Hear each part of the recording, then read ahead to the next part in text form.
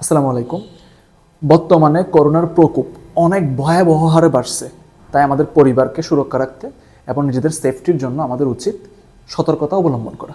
আমরা কিভাবে করোনাকে প্রিভেনশন করতে পারি? আচ্ছা, আমরা আসলে কিছু রিপোর্ট দেখি এখানে। দেখেন, বিবিসিতে রিপোর্ট করছে করোনার নতুন সংক্রমণ নিয়ে, ডেইলি স্টারে রিপোর্ট করছে, এবং ঢাকা ট্রিবিউন, সমকাল সহ যতগুলা জাতীয় পত্রিকা আছে, আন্তর্জাতিক নিউজ আছে, পোর্টাল আছে, সবগুলোতে কিন্তু বর্তমানে করোনাকে নিয়ে অনেক বেশি ফোকাস দিয়ে নিউজ হচ্ছে। আসলে করোনার যে ভেরিয়েন্টটা বর্তমানে ইনফেকশন করতেছে, সেই ভেরিয়েন্টটা সম্পর্কে আমাদের তো জানা উচিত। সেই ভেরিয়েন্টটা হচ্ছে এই ডিউক ইউনিভার্সিটি স্কুল অফ মেডিসিনে যারা আছে, মলিকিউলার বায়োলজি নিয়ে যারা কাজ করে, তারা হচ্ছে SARS-CoV-2 severe acute respiratory syndrome সৃষ্টি করতে পারে কোভিড-2 ওমিক্রন XBB যে ভেরিয়েন্ট, যেটা বর্তমানে সবচেয়ে বেশি ইনফেকশাস, ওটা নিয়ে হচ্ছে আজকের কথাবার্তা। এই ভেরিয়েন্টের জন্য আমরা কিছু সিমটমস আমরা এখানে দেখতে পাচ্ছি।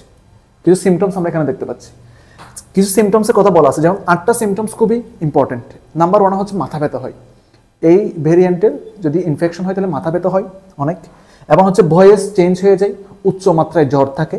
এছাড়াও বলছে যে হয়তো শরীরে অনেক বেশি ঘাম দেয়। এছাড়াও বলতেছে যে হচ্ছে রানি নোজ, নাক দিয়ে হচ্ছে পানি পড়ে, গলা ব্যথা থাকে, কণ্ঠ চেঞ্জ হয়ে যায়। এগুলো হচ্ছে কিছু সিমটমস। এবং হচ্ছে মোস্ট ইম্পর্টেন্টলি যেটা, সেটা হচ্ছে শরীর দুর্বল হয়ে যায়। কোভিডের এই ভেরিয়েন্ট যদি আপনার ক্ষেত্রে যদি ইনফেকশনটা হয়, সেক্ষেত্রে কিন্তু আপনার শরীর খুব দুর্বল হয়ে যাবে।